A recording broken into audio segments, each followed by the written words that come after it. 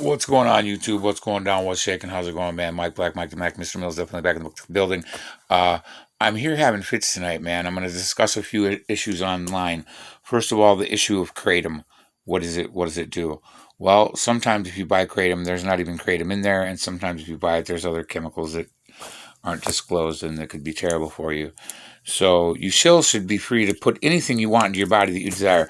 If a woman can kill a baby in her womb, a live human, if a female anything can kill that fucking child, then I should be able to do anything I want with my body. I should be able to sit here and smoke crack while banging heroin, while having an IV drip of morphine, while drinking booze, while smoking a cigarette in each orifice, including my anus, and fucking have prostitutes here if they agree, and they should all be shooting flames out their vaginas. Everything. I should be able to do all that. They should be able to do all that. We should be able to do everything if a woman can kill a child. So at what point can you do anything with your body that you want to? Because you're a woman. You can kill a human. But I can't even fucking smoke weed. If I smoke weed and I get pulled over, that's it. Operating while intoxicated, DUI, go to fucking prison. You fucking name it. And ask yourself this, out of the 10 million people that are in the system right now, meaning prisons and jails and waiting trial, how many of those people are in there for pot? Forget all the other drugs. And ask yourself this, why is marijuana still a Schedule 1 drug? Question mark, exclamation point. Did you guys know that Schedule 1 drugs mean they have no medicinal use whatsoever? None. Zero. They have absolutely zero medicinal value purpose at all. So a Schedule 1 narcotic or a Schedule 1 drug, that's a lie for pot. Everybody knows that's God's medicine. Everybody knows you wake up and smoke a joint, you'll be sweet and nice and say, hey, sugar, hi, sweetie, how you doing, sunshine? While everyone else is fucking freaking out and crabbing. I mean, you know what? There's one person I love the most in this world, two people, my ma and my son, Mikey Jr. I love everyone else too, and my friends, but those are my two favorite humans. It was my grandpa and my ma, then Mikey, but grandpa passed a long time ago. So anyway, man, even my mom, because she doesn't, of course, she don't smoke weed. She's this elderly woman that just retired, and she's just trying to grow a garden. She's not going to sit out there and smoke a joint. And you know what? I hope before she passes away, me and my mom can smoke a joint sometime. I swear to God, if I gave her one hit of weed, a lot of her problems and her mental anxieties and everyone's, not hers. I'm not putting mom on blast. This ain't about my mom. The point is that my mom loves me the most too, y'all. My mom loves her boy. You fucking know it. She's always tried to do her best, man, and you cannot knock somebody for that. And lately, for some years, she's been a champion in my corner. So, mom, I'm not saying to you, I'm trying to implement to other people that even if someone as great as my mother, who I love deeply, can get crabby and pissed off because they're not benefiting from God's medicine, or because they might have other, and I do not know anybody's medical situation, not even my mom's, because I won't ask people that. Because then later, if I was ever compelled to testify against you, and they're like, oh, well, what does that person do? How the fuck would I know? They tried to do that shit when Jim passed away in Wisconsin because my man liked to drink a half a gallon of vodka when he woke up. Was that any fucking body's business? No, that was not. And so when the cops were like, well, what does he do? And what he didn't do? And what I said, fuck, I don't know. I'm not a doctor. I'm not a fucking physician. I'm just a doctor on TV, on YouTube, man. I'm not an actual doctor. I'm a doctor with these pimping ass wrenches, these motherfucking tools, motherfuckers. I am not a PhD laureate, Esquirette, motherfucking Ozark mouth looking at. No, I'm just kidding. I'm not going to start that. I'm not a doctor, bro. So how the fuck would I know what this man does? I lived in the basement. He lived in his room in the second floor behind closed doors. And we always had Ethan as a roommate. Carl was a roommate. And there was some drunk fucking asshole. What was his name? I have a video on him where I told him, I said, motherfucker, I'll beat you to death. You guys should see that video.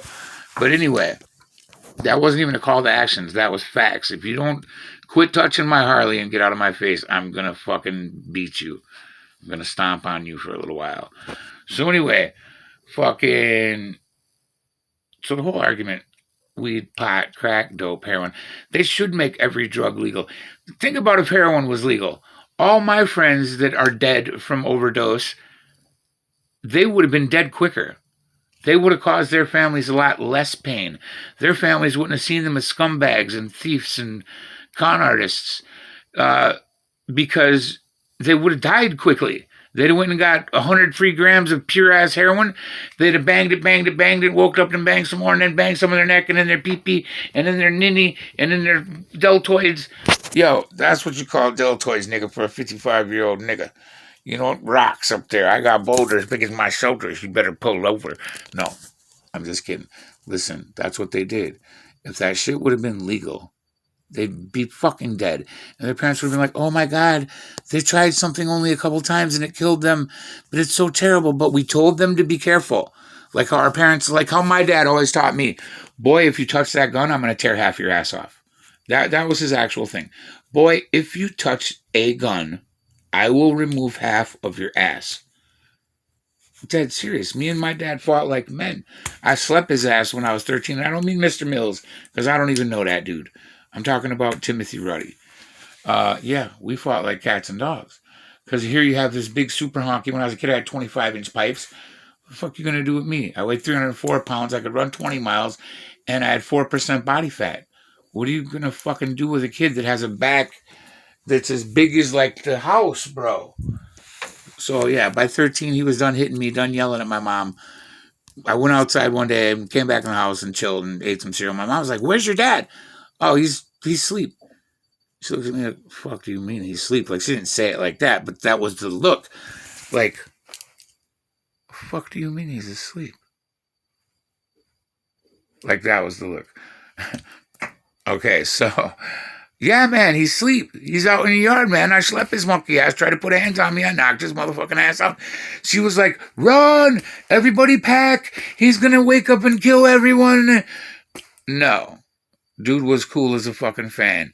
He did have the man talk with me. He said, "Well, you're a man now. I can't provide no more for you." Because I guess he was embarrassed, and I probably would have, I don't think I would have did what he did. But he gave me my buck knife, told me I couldn't live there anymore with him, and my mom had already left with Scott, and I was 15 by this time, so me and him had been good for 2 years. But when my mom left with Scott, he, he was like, "Yeah, you're grown. Yeah, you can handle me." So, and Tim was a badass, man. Everyone loved my dad. Wherever I went in Washington State, listen, "Hey, is Tim Ruddy your father?" I go, "Yeah, he is. He feeds me, he clothes me. Yes, he is." And they'd be like, "Man, that's the hardest working son of a bitch I've ever met." And I worked with my dad a lot, and I never thought he worked hard. I just thought that's how we worked. Like, when you pick up 12-foot 2x6s, you don't pick up one or two. He'd say 4. Pick up 4 of them. So was it any question? I'm not even showing out right now. Was it any question at 55 years old why I was still built like this and I don't do a fucking thing? I got shoulders that are rocks, bro. The reason why is because I had a dad that knew how to build honkies. Native American half-breeds. He knew how. He fucking knew how, man. He taught me how to fish, how to hunt, how to skin rabbits, how to kill them. That was the worst thing I ever seen when I was a kid, was killing those rabbits. We got a rabbit hutch. We got rabbits. My dad said, "Don't name them." Of course, me and Tina, my fake-ass non-sister, what the fuck did she do? She named one right off the rip. Well, I'm the oldest, so I'm like, well, damn, I want to name one too. So I named my rabbit, and I don't remember their names, guys, and I bet you she don't either. She probably don't even know this story because she was very, very young. I don't even know this chick. We left them when she was like 10. My mom left her standing. Anyway, whatever. I'm not going to go there. She's always fucking with me. I don't know why. I helped her move. I've been nice to her. I took that dude Jody and pushed his punk ass on him. My sister gave me a badass side-by-side gun for it, which was dope. And I thought after that, her and me were fucking 1,000. She came to Southside. She went out with me and Maria. I had to knock out 3 Mexicans because she was showing her panties. And then she leaves, so I make sure she gets in her car and she goes safe. And these Mexicans felt such a way. What horseman, stupid horse, Vincent. Fuck is Vincent's stupid name? I hate this kid. I crep him. He used to be my friend a little bit. Like, not a friend, but like we were cool. He was one of Maria's friends. and he was friends with Peasant and Dirty Eddie, and I don't fuck with them scrubs. So, bum ass motherfuckers. So anyway, I'd always see Vince like, yeah, remember when I saved you from them MLDs, Maniac Latin Disciples? And I don't even think it was them. I thought they were SUR 13 cats or whatever. I'm all for them both. I walked up to dude, I was like, yo, chill, because he kept sweating my sister and my old lady. I was like, dude, that's my old lady, that's my sister, legit. We're not here for dating game fuckery. No offense to you, I can dig it, they're beautiful. I said, look here, leave us alone, please. I'll buy you all a drink, everything cool, we're 100. Motherfucker wouldn't take it. So he lefty in the mouth, the other one lefty in the fucking face, and the third one ran. But these are cowards. And this is why I don't like a lot of the border hopping Mexicans. I like the Mexican Americans who were born here and raised with our ethics and helped us build our churches and schools. Fuck you, Frankie. Someone's trying to call me. I love those, and I speak Spanish. Mi habla español perfecto, medio, todo. So anyway, Marita se el marre que tu parió joto. So yeah, I speak it. But listen, those border hopping bitches, which these guys were, who don't fucking belong here and who are criminals and come here to fuck us off and game our system worser than we all do. Everyone knows blacks, whites, and Indians game the shit out of our own system, and they come here, they want to do it too. Not being born here, never having built a thing here. So anyways, I know I'm going on tangents tonight. I got to get a lot off my chest. I haven't done a video with you guys in a long time, and I want to bring you guys up to speed on what's really crack-a-lacking. In fact, I'll have a cigarette. I'm going to walk you guys outside because I smoke cigarettes still since I don't do nothing else bad. I know that's a terrible excuse, and it's kind of shitty. So anyway, these three bum-ass Mexicans, they wait outside. Me and Maria were on my 1200 Gold Wing, which was an absolute rocket ship.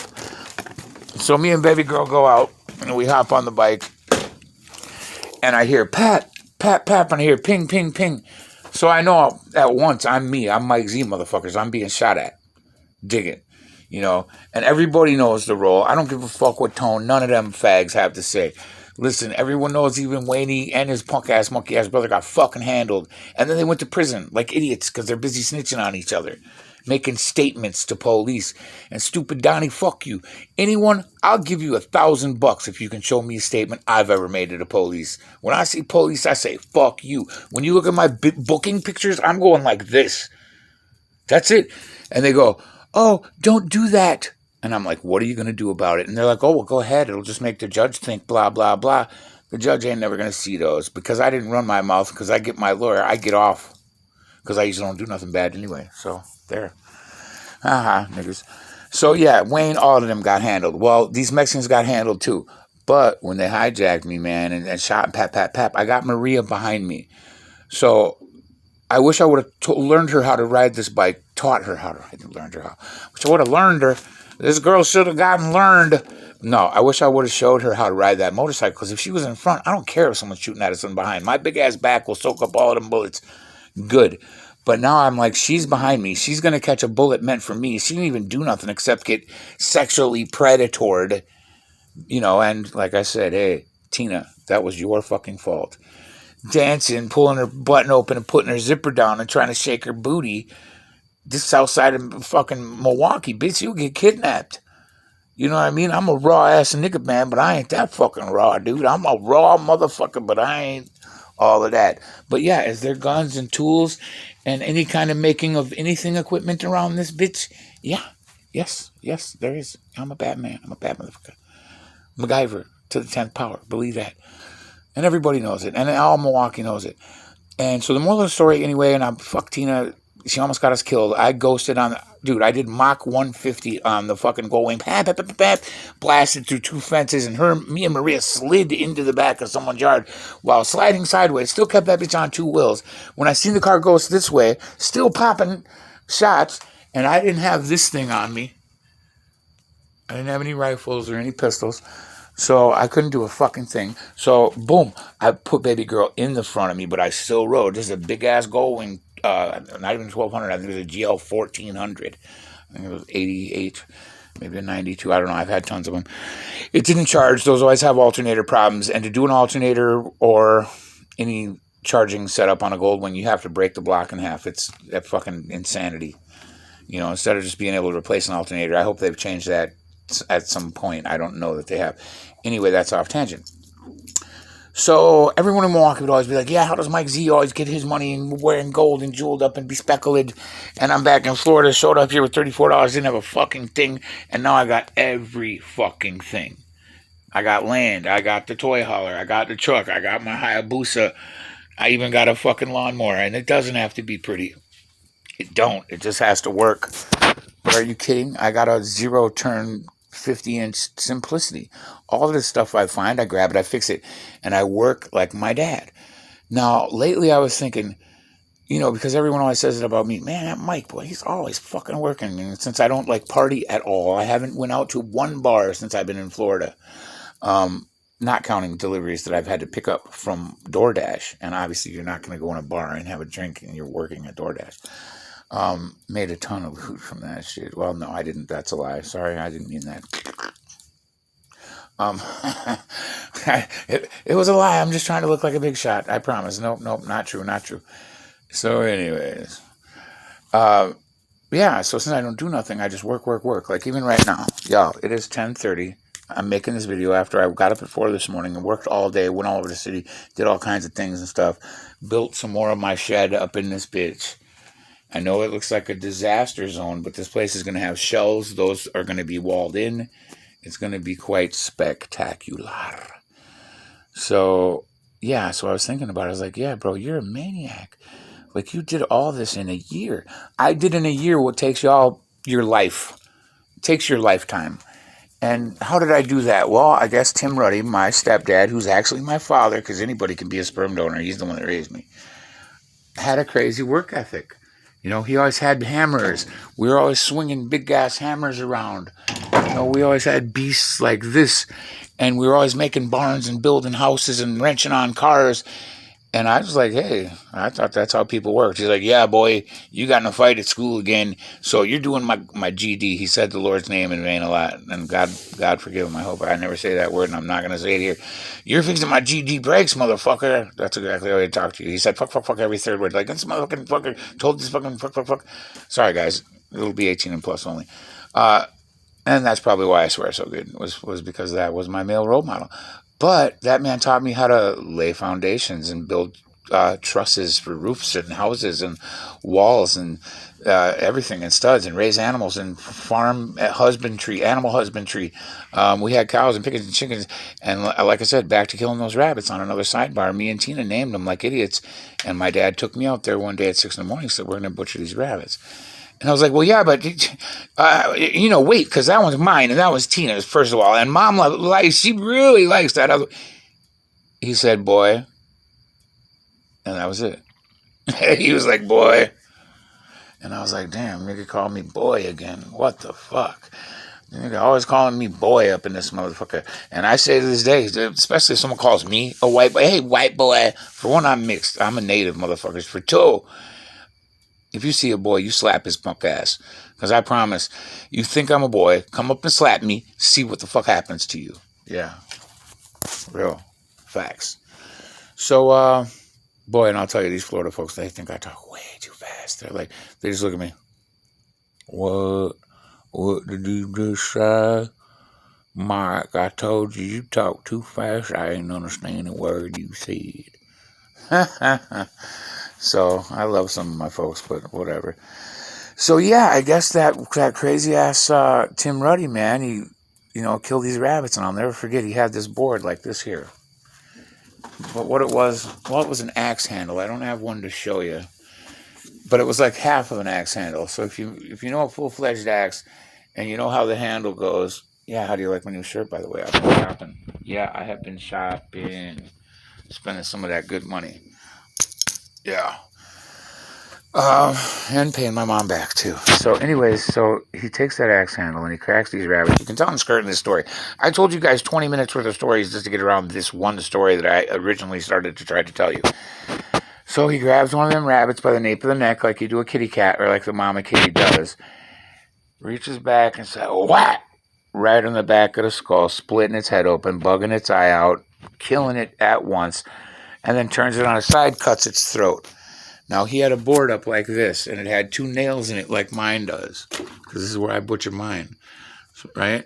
So from each one of those nails, you take the tendon that goes behind the ankle on their back feet, and you pop a hole with your buck knife, pop, pop, through each one, and you put those tendon slash in between their bone, and you hang them right there, and then you cut them from asshole to elbow on their legs. So obviously you do a circle around their feet and then cut the inside, and then you pull their whole hide all the way down around their head, and then you would take an axe against that board, chop, and in one motion you chop off their head. And because the fur was turned inside out already, its head would be inside of there, and you wouldn't really even see nothing bad. You'd see all the blood squirt out because the heart's still beating for like minutes at a time.